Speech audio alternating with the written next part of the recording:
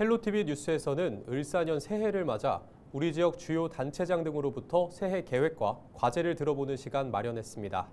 오늘은 송영창 은평구의회 의장을 만나 의정활동 계획, 예산안 심사 과정에서 표출된 여야 갈등 문제, 혁신파크 부지 개발 등 지역 현안 등에 대한 해법을 들어봅니다. 손성혜 기자입니다. 우선 그간 상반기인 제1차 정례에서 실시해온 행정사무감사를 하반기 제2차 정례 기간에 진행하게 되었습니다. 1년간의 부서별 업무 추진 사항을 종합적으로 점검하고 감사 결과를 본 예산의 심사 시에 반영할 수 있어 예산 편성과 운영의 효율성을 높일 수 있을 것으로 기대하고 있습니다. 예산안 심사 과정 공개에 관련된 사항은 계속 논의되어 왔고 저 또한 해당 회의에 대해서 공개의 중요성에 대해 강조했던 바 있습니다. 그러나 본건은 예산결산특별위원회의 의견을 모아 합의를 통해 결정되는 사안이라고 생각됩니다. 예산안 심사를 보다 투명하고 효율적으로 운영하고 국민의 신뢰를 얻을 수 있도록 의원님들께서 함께 최적의 방안을 모색해 나갈 거라고 기대해 봅니다. 최근 몇 가지 사안에 대해서 정당 간의 갈등으로 비춰지는 것에 대해서는 국민 여러분들께 좀 죄송하다는 말씀을 먼저 드려야 될 것 같습니다. 그러나 저는 이것이 갈등이라고 표현하기보다는 건강한 토론 속에서 새로운 방향을 나아가기 위한 논의의 과정이라고 생각합니다. 의원님들 간의 충분한 대화와 토론이 이루어질 수 있는 의사소통의 장을 만드는 것이 의장의 역할이라고도 생각을 합니다. 이를 통해 서로의 입장을 이해하고 국민 복리 증진을 위해 공동의 목표를 향해 협력할 수 있는 기회를 확대해야 될 거라고 생각이 됩니다.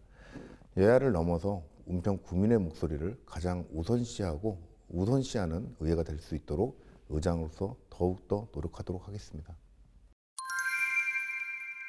저는 더불어민주당 소속 의원들이 매각 반대 입장을 표명한 것은 단순히 정당 내 입장의 차이가 있다는 것이 아니라 이러한 목소리를 대변하기 위한 선택 행동을 했다라고 말씀을 드리겠습니다.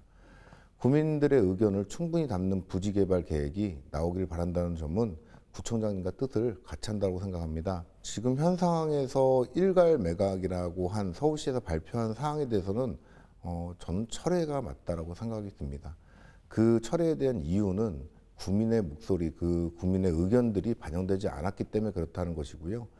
국민들의 그 일괄 매각 후에도 그 부지가 어떻게 운영될 것인지 사실은 주민들의 목소리가 반영되는 것이 가장 중요하다고 생각합니다. 혁신파크 부지는 단순한 개발 사업지가 아니라고 생각합니다. 지역사회에 큰 의미를 가지고 있는 공간이라고 생각을 하고 있습니다. 따라서 개발 계획이 단순히 경제적 이익을 넘어서 지역사회와 주민들의 요구를 충분히 반영하는 방향으로 추진되어야 한다는 생각을 합니다.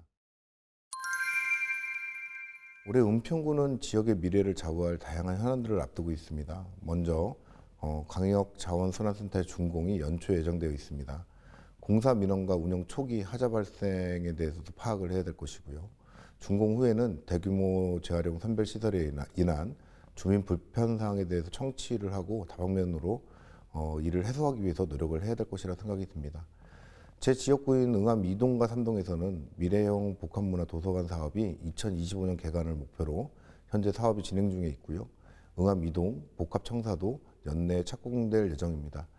이런 주민 편의 시설들은 단순히 책을 읽거나 행정 서비스를 제공하는 주민센터의 기능을 넘어서 지역 주민들에게 새로운 문화 경험과 학습 기회를 제공하는 복합 문화 공간으로 재탄생되게 됩니다. 지역 경제에 중요한 축을 이루고 있는 소상공인들이 안정적인 사업을 이끌어갈 수 있도록 실질적인 지원 정책을 마련해야 된다고 생각합니다. 이미 은평구에서는 설 명절을 앞서 각 가정의 장바구니 부담을 덜기 위해서 약 125억 원의 규모의 은평사랑 상품권을 전액 조기 발행한 바 있습니다. 저금리 융자 지원, 맞춤형 컨설팅 등 예산 지원 방안들을 비롯한 지역상권 회복을 위한 다양한 프로그램도 도입될 예정입니다. 필요하다면 민생 회복 관련된 예산이 추가 경정 예산을 통해서라도 반영될 수 있도록 적극적으로 추진할 것입니다. 작년 한 해는 전에 없던 엄중한 국내 상황으로 많은 분들께서 어려움을 겪으셨을 거라 생각됩니다. 하지만 늘 그래왔듯이 새해 시작은 또 다른 삶을 힘차게 헤쳐나갈 용기와 희망을 주는 것 같습니다. 2025년 을사년에도 푸른 뱀의 기운을 받아 국민 여러분께서 바라시는 모든 일들이 이루어지시는 풍요로운 한 해가 되길 바랍니다.